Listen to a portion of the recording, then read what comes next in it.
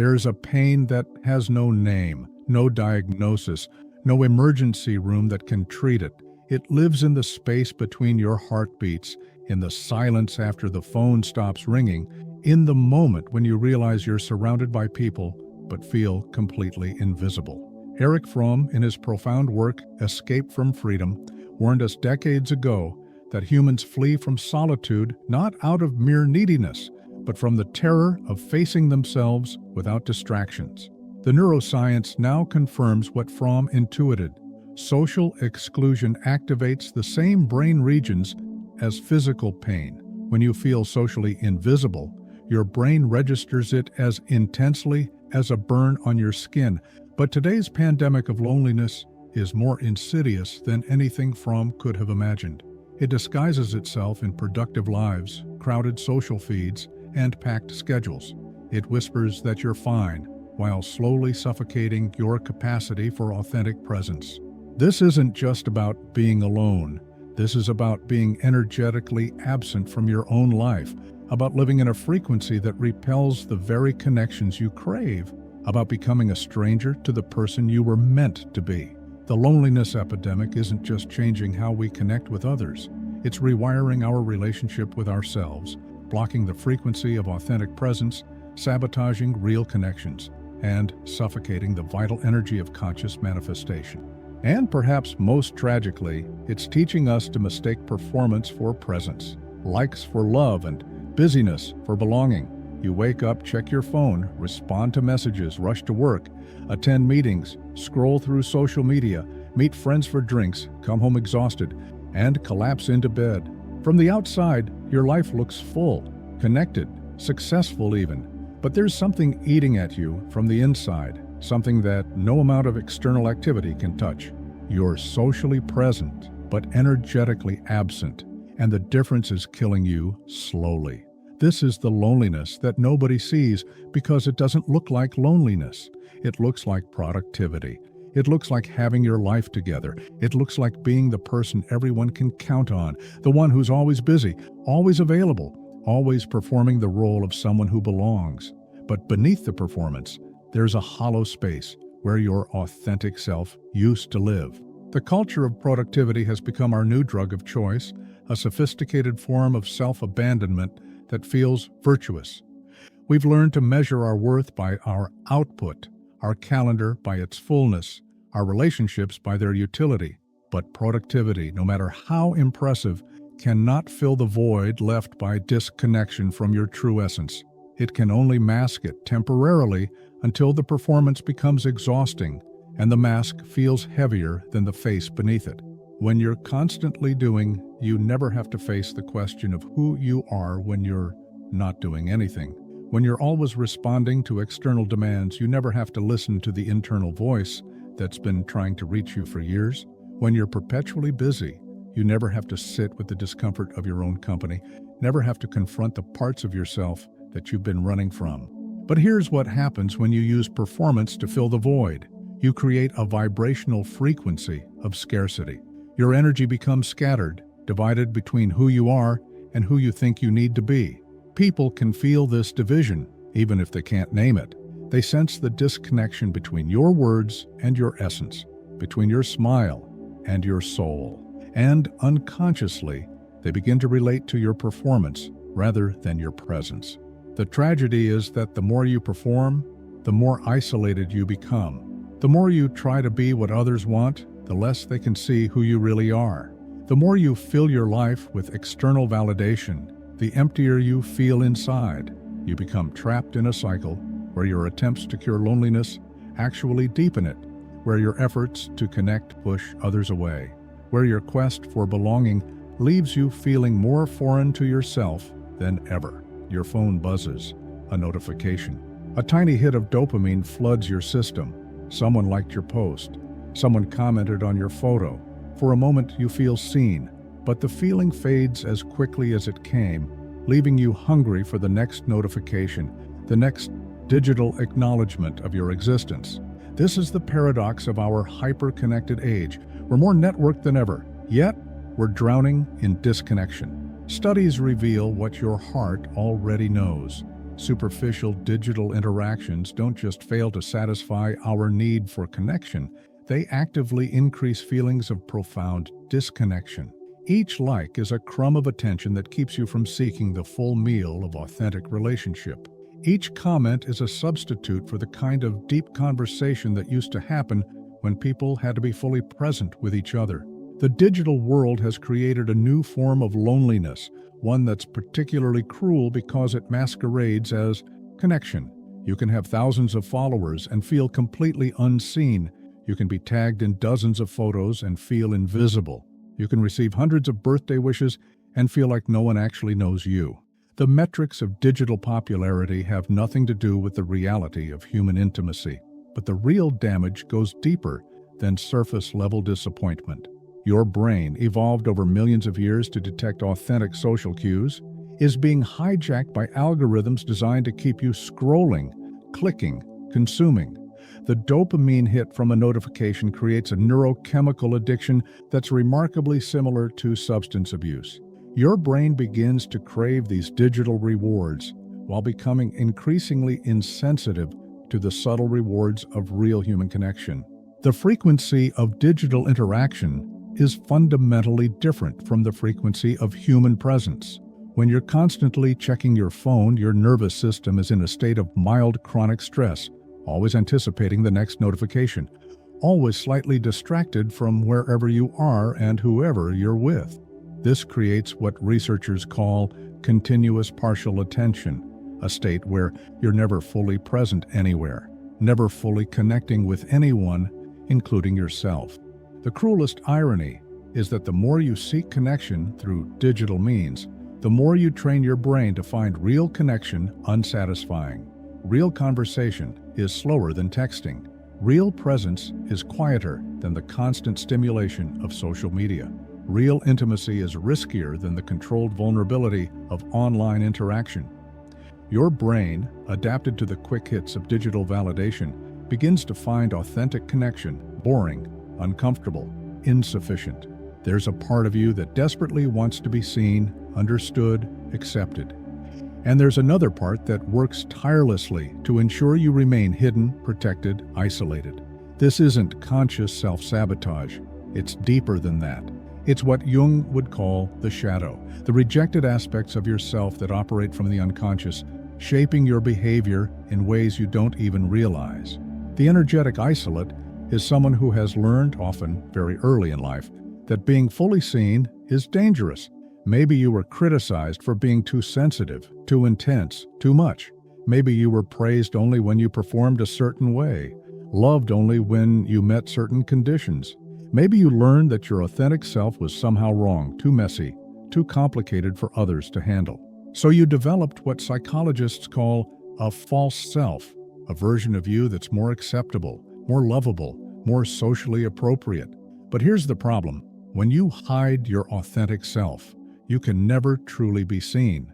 When you present a performance instead of your presence, people can only connect with the mask, not the person wearing it. And deep down, you know this. You know that the love you receive isn't really for you. It's for the character you're playing. This creates a profound internal conflict. Part of you craves authentic connection, while another part is terrified of it. Part of you wants to be vulnerable, while another part builds walls. Part of you reaches out, while another part pulls away. This internal war creates what I call a vibrational frequency of inadequacy, an energy field that actually repels the very connections you most desire. People can feel this internal conflict, even if they can't articulate it. They sense the push-pull dynamic, the mixed signals, the way you simultaneously invite them in and keep them at arm's length. This creates confusion in others, a sense that something is off, that they can't quite reach you even when you're right there. The tragic irony is that the more you try to be perfect, the more isolated you become. The more you hide your flaws, the less people can relate to you. The more you perform your worthiness, the less worthy you feel. You become trapped in a cycle where your attempts to avoid rejection guarantee it, where your efforts to be lovable make you less available for love. But here's what the energetic isolate doesn't understand. Your imperfections are not barriers to connection. They're the very things that make connection possible. Your vulnerabilities are not weaknesses to be hidden. They're the doorways through which real intimacy enters. Your shadow, the parts of yourself you've rejected, contains not just your darkness, but also your unclaimed gifts, your disowned power, your authentic vitality. There's a kind of trauma that leaves no visible scars, no dramatic story to tell, no clear moment when everything changed. It's the trauma of emotional abandonment, and it's perhaps the most pervasive and least recognized form of psychological wounding in our culture. It happens when your emotional needs as a child were consistently unmet, when your feelings were dismissed, minimized, or ignored, when you learned that your inner world was less important than your outer performance. This isn't about dramatic abuse or obvious neglect. This is about the parent who was physically present but emotionally absent, the family that focused on achievements rather than feelings, the household where emotions were treated as inconveniences rather than valuable information. This is about growing up in a world where you learned that your job was to be easy, convenient, impressive, but not necessarily real. Gabor Mate, in his groundbreaking work on trauma, reminds us that trauma is not what happens to you, but what happens inside you because of what happened to you. The child who learns that their emotions are too much, too intense, too inconvenient, develops a profound disconnection from their own inner world. They learn to prioritize others' comfort over their own truth, others' needs over their own feelings, others' approval over their own authenticity. This early emotional abandonment creates what researchers call attachment trauma, a deep uncertainty about your own worthiness of love and connection. It's not that you don't want relationships, it's that you've learned to expect them to be conditional, temporary, fragile. You've learned that love is something you have to earn rather than something you deserve simply by existing. The adult who experienced emotional abandonment as a child often becomes an expert at reading others' emotions while remaining disconnected from their own. They become skilled at giving others what they need while staying unclear about what they themselves need. They learn to be indispensable, helpful, accommodating, but struggle to be simply present, authentic, vulnerable. This creates a particular kind of loneliness, the loneliness of being surrounded by people who know your performance, but not your person. You become skilled at creating the appearance of connection while maintaining emotional distance. You learn to be close enough to feel useful, but distant enough to feel safe. You master the art of being needed without being truly seen. The vibrational signature of emotional abandonment is complex. On one hand, it creates a deep hunger for connection, a desperate need to be seen and valued. On the other hand, it creates a profound fear of intimacy, a terror of being truly known. This creates mixed signals in your energy field. You simultaneously attract and repel others, invite them in and push them away, hunger for closeness, and fear it desperately. When loneliness becomes unbearable, the natural impulse is to seek connection. Any connection. But there is a crucial difference between connection born from wholeness and connection born from emptiness, between relationships that nourish your soul and relationships that drain your energy, between bonds that support your growth and bonds that enable your stagnation. The mistake that many people make is trying to cure loneliness with relationships that are fundamentally inadequate to the task. They seek quantity over quality, surface over depth, comfort over growth. They mistake companionship for connection, availability for intimacy, familiarity for love. They settle for relationships that provide temporary relief from loneliness without addressing its underlying causes. Relationships based on mutual neediness create more loneliness than isolation ever could. When two people come together to escape their own emptiness, they create a dynamic where each person is trying to get something from the other rather than sharing something with them. This creates a transactional rather than transformational relationship, a union based on deficit rather than abundance. The search for external validation becomes a form of emotional addiction. You begin to depend on others' approval for your sense of worth, others' presence for your sense of peace, others' love for your sense of lovability. but external validation is like a drug. It provides temporary relief while creating deeper dependency.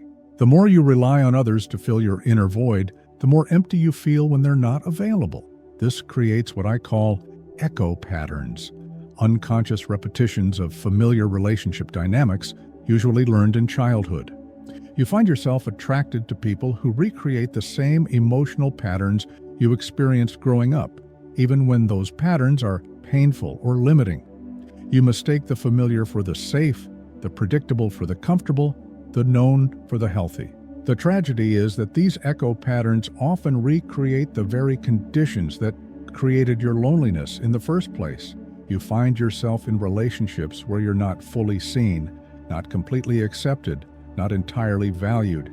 You end up feeling just as lonely in relationship as you did when you were alone. But now you have the additional burden of pretending to be satisfied. But here's what most people don't understand. Loneliness is not a problem to be solved by finding the right person. It's a signal pointing toward a deeper need, the need to develop a loving relationship with yourself, to become comfortable with your own company, to cultivate the capacity for authentic presence that makes real connection possible. Your brain is remarkably plastic, capable of rewiring itself throughout your entire life. This means that the patterns of loneliness and disconnection that feel so permanent are actually changeable. You can literally reprogram your nervous system's perception of safety, belonging, and connection. But this requires more than positive thinking or behavioral changes. It requires working at the level of energy, frequency, and embodied presence. The first step is understanding that your vibrational frequency, the energy you emit through your presence, your emotions, your thoughts, your very being, is constantly communicating with the world around you.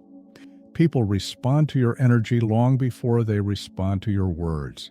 They feel your internal state before they hear your external message. They sense your relationship with yourself before they consider their relationship with you.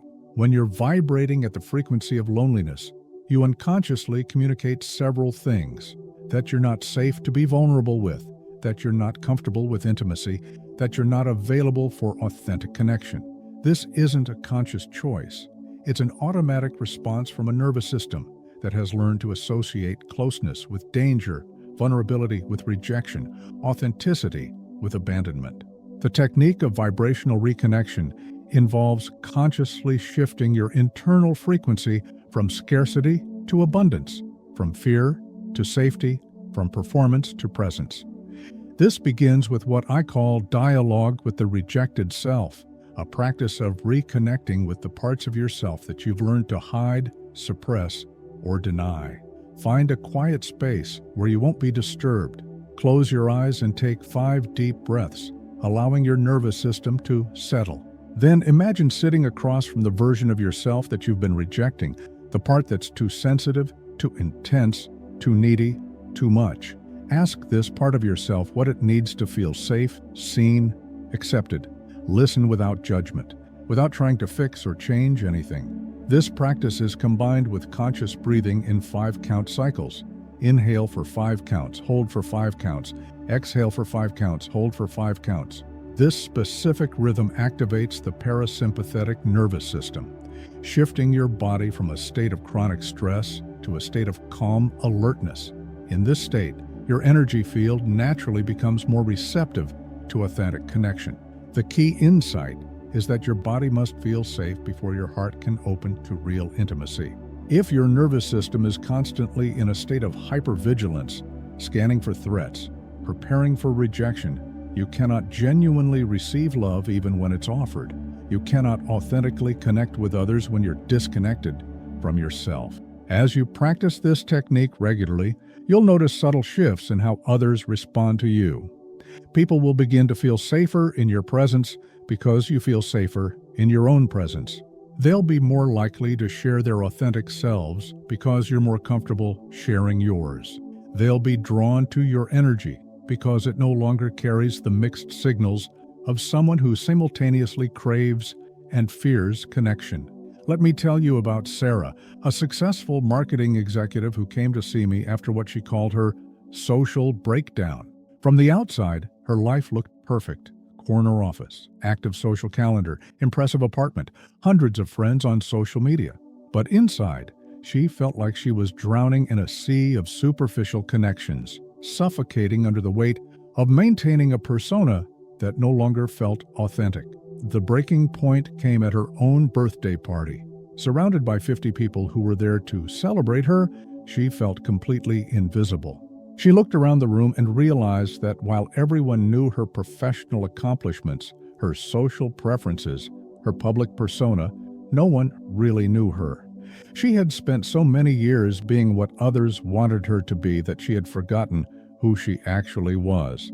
Instead of trying to fix her loneliness by seeking deeper connections with others, Sarah made a radical decision. She would learn to be alone without being lonely.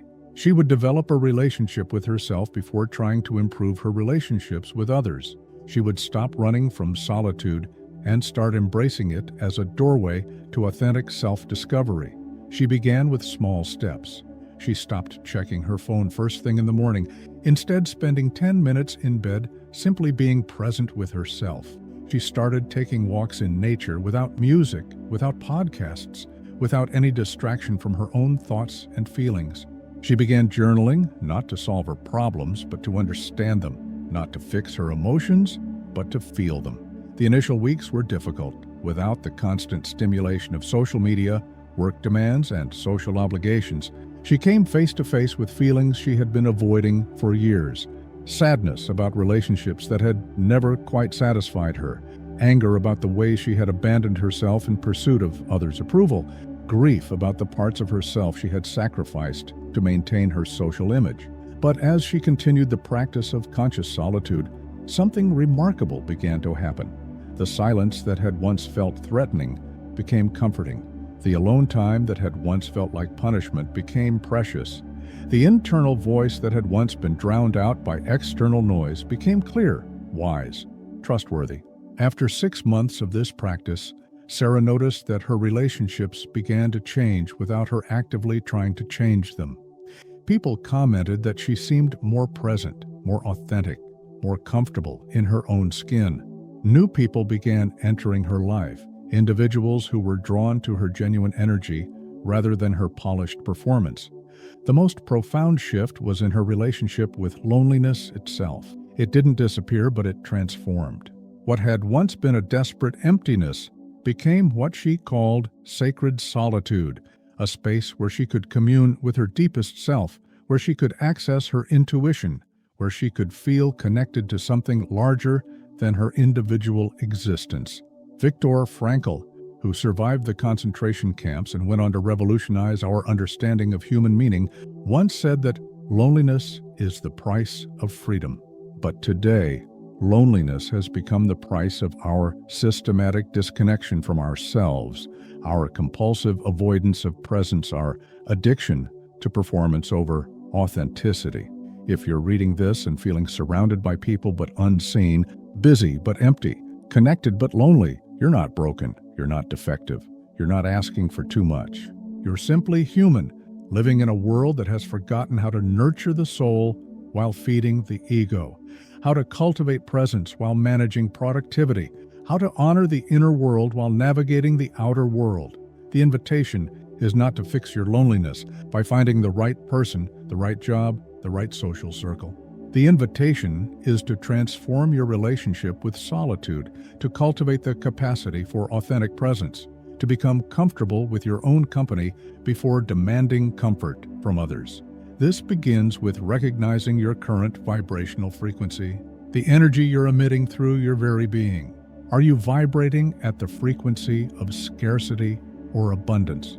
Are you operating from fear or from presence? Are you trying to get love or give love? Are you performing your worthiness or embodying it? The paradox of human connection is that the more comfortable you become with being alone, the more available you become for authentic relationship. The more you learn to fill your own cup, the more you have to offer others. The more you practice presence with yourself, the more present you can be with others. Before you seek belonging in the external world, learn to belong to yourself. Before you demand to be seen by others, learn to see yourself with compassion. Before you insist on being understood, learn to understand your own heart. Before you require others to make you feel at home, learn to inhabit your own body as a sacred space. Your loneliness is not a problem to be solved. It's a teacher pointing you toward the parts of yourself that have been abandoned, rejected, or forgotten. It's a signal that you're ready to come home to yourself, to stop running from your own company, to discover that the belonging you've been seeking everywhere else has been waiting for you in the last place you thought to look, within your own heart. The cure for loneliness is not more connection. It's deeper presence. Not more people, but more authenticity. Not more love from others, but more love for yourself. Not more belonging to groups, but more belonging to the truth of who you are. And perhaps in learning to be alone without being lonely, in discovering the difference between solitude and isolation, in cultivating the art of sacred self-companionship, you'll find that you're no longer desperately seeking connection. You'll find that authentic relationships begin to emerge naturally, drawn to the frequency of someone who is whole, present, and genuinely available for the sacred dance of human intimacy. The pandemic of loneliness ends not when we find more people to fill our emptiness, but when we learn to fill our own cup with presence, authenticity, and self-compassion. It ends when we stop running from solitude and start embracing it as the doorway to the deeper connection we've been seeking all along. If something in this exploration resonated with you, if you recognized yourself in these words, if you felt less alone in your loneliness, I invite you to stay on this journey of self-discovery with me. There are others walking this path of conscious solitude, learning to transform isolation into sacred presence, seeking authentic connection rather than mere social performance. In the comments below, share one moment when you felt most authentically yourself. Not when you were performing or pleasing others, but when you were simply, genuinely you. Your story might be the mirror someone else needs to see their own reflection more clearly. And if you're ready to explore more deeply what it means to come home to yourself, to transform loneliness into solitude, to discover the freedom that exists on the other side of authenticity, there are more conversations waiting for you here. Each one an invitation to know yourself more fully, to accept yourself more completely, to belong first and foremost to the truth of who you are.